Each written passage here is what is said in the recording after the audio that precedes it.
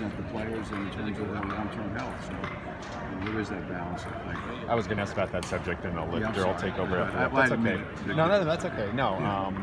just are you concerned about player safety issues? I think you have to be concerned about. I'm concerned about player safety for young women that play soccer, for young boys that play soccer, for young men that play football. I guess there was a gal there today that played football too. So all of our young men and women that are exposed to playing sports, we have that kind of contact. As a father, as a parent, I'm concerned about it. But I think that in the world of the National Football League, I believe that commissioners and his staff and the owners are working very hard to create the most safe environment that we can. Rule changes, technology changes, equipment changes, supervision, just a variety of ways. But it is it's a physical game.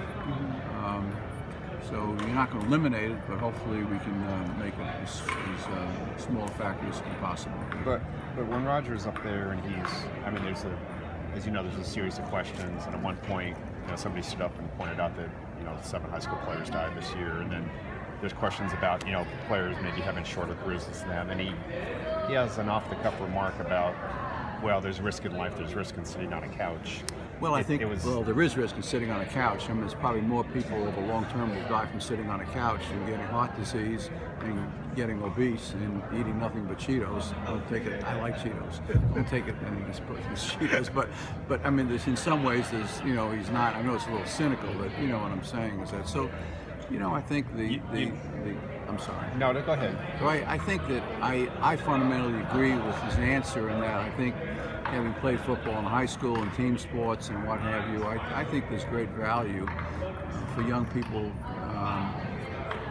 boys or girls, regardless of the sport, to play team sports. I think in every case they should do it in a way that's focus has to be on safety first in terms of rules, equipment, technology, everything that can make it as safe as possible. But it prepares them for life. Forget about being a professional. It prepares them for life in terms of working with other people and perseverance and discipline in ways that I think are important. Was sitting on a couch really the best way to word things? Was the what? Was that really the best way to word something? I mean, maybe if he said having a sedentary lifestyle and eating 19 bags of Cheetos a day. Well, that would have been another way of saying it. I think the essence of what he was saying, sometimes it's hard for all of us when we're talking to the media to use exactly the right word all the time. I'm just wondering, is his couch in the middle of a lion's cage? Or where is his couch exactly? Adjacent to a freeway? Oh, I don't know. Oh, gosh. Sure. But I think, it's easy to mince his words, but I think the essence of what he says and really his feelings and his passion is truly, concern for player safety. I mean, I hear it. I've been doing this for 15 years now. I hear it, and I see it. I listen to it from league staff. I listen to it from coaches. I hear it, pretty consistently.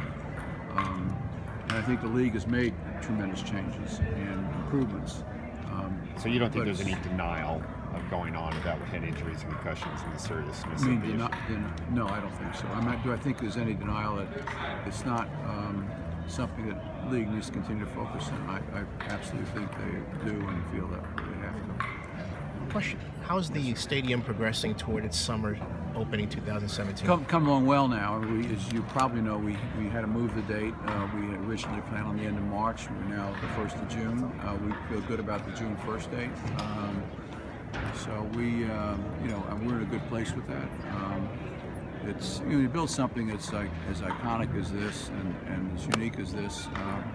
It's going to put stress on schedule and on cost, and we've had both of those cases, which is predictable, I think.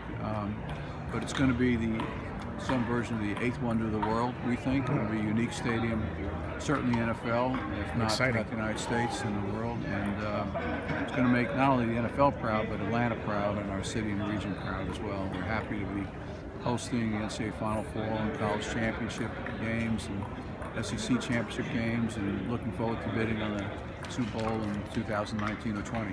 Do you think it sets a model for stadium finance in the future? I've covered the NFL relocation meetings, and Mayor Schaaf is my god sister, so we've been talking about how stadiums can be financed without public subsidies in the future. You're very close to that, it would seem. Well, we got, this was a good public-private partnership, and we got a fair amount of public support as well. It's going to be, as the cost continues to increase, all of that is on the owner, which is where it should be. So the amount of public ownership, public participation as a percentage comes down as dollars stay fixed. So I think it's important to have that partnership, and I think that the great majority of the deals done in the National Football League in the last decade have been good public partners. And one question before I give way to my buddy here. Dina's got 3 more.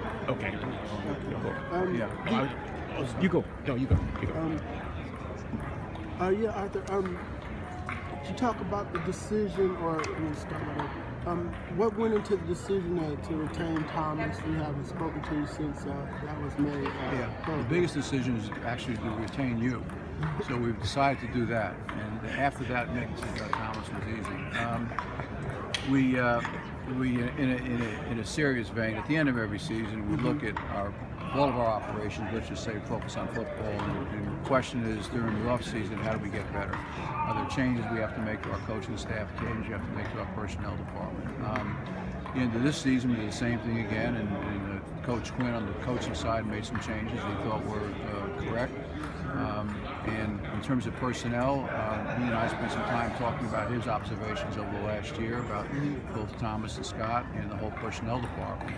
As a result of that, I've asked Thomas and Scott, would they be able to, and would they be willing to address every single position in their departments, again, objectively, candidly, transparently, and they have, and we've made a number of changes, including redoing our entire pro personnel department and making major changes on the college side as well. So I think there's value in terms of continuity. Dan Quinn has developed a nice relationship with Thomas and Scott both, and I think that's important in the future. And the PSLs, are you concerned with the rate that they're moving, or They're moving fine. We're about where we thought we would be. We appreciate tremendously the support we've gotten from our naming rights partner, Mercedes-Benz, from our founding partners, from our official partners, and certainly from our fans, mostly for their support of PSLs and the sales we've had today. So we're going to make them all proud. In years to come, those that are connected to the franchise and to the stadium will look back and say this is the best decision, best investment we've ever made. That's my commitment to them. What have you learned from the San Francisco Super Bowl host committee since you've been here, and something that might help the Atlanta bid out? Yeah, I don't know. I mean, I'm sure that by the time the weekend's over, we'll have some observations about things that we could, maybe do a little bit differently. And I think every Super Bowl, the league tries to learn a lot. And they have a very sophisticated process they go through. It's a very big committee that dots every I and crosses every T. And so I think that we will learn from that, and I think the bid we'll put together, I think is a very, very competitive one. Not just because of the stadium, but because of where the stadium is located in downtown Atlanta. You're the largest aquarium in the world. You have the National Civil Rights Museum. You have, World of Coke. You have Children's Museum. You have, all kinds of great amenities, all within walking distance. So I think it's a major plus for bringing the Super Bowl to Atlanta. And lastly, do you have a wedding date set? We do. We don't want to see it in the newspapers. Okay. But we do. Okay. Just let me personally, know. it's June 11th. Okay. But just don't. We don't want to see that in the newspaper. Okay. I have to respect that. My boss said it would break the internet. So. Yeah. No, we don't want to. We don't want to do All that. right. I'll just. But you've been a friend, so I'm just telling you as a friendship, that's what it is. Right. Okay. Your thoughts on Stan Kroenke's deal, real quick?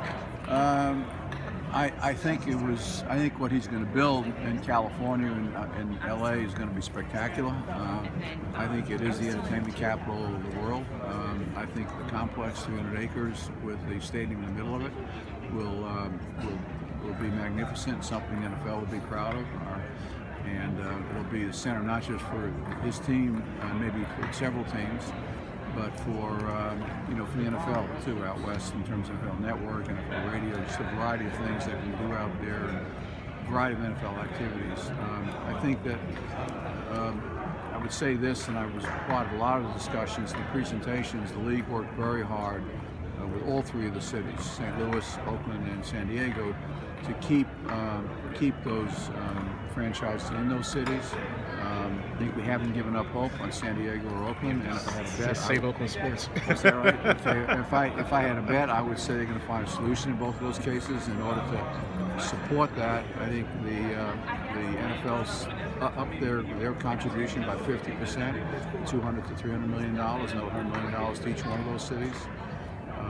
On the other hand, the Spanos family have an option to move to LA in a very competitive situation if they choose to do that. So, but my guess is that the Spanos family, the traditional family, connected to San Diego 55 years. I think they're going to work hard again to try to work out a deal there. And I think, in my opinion, the Raiders sound like the Oakland Raiders to me. And so hopefully they can work out something for that area. Thank you, sir. Thank you very much. All right, thanks.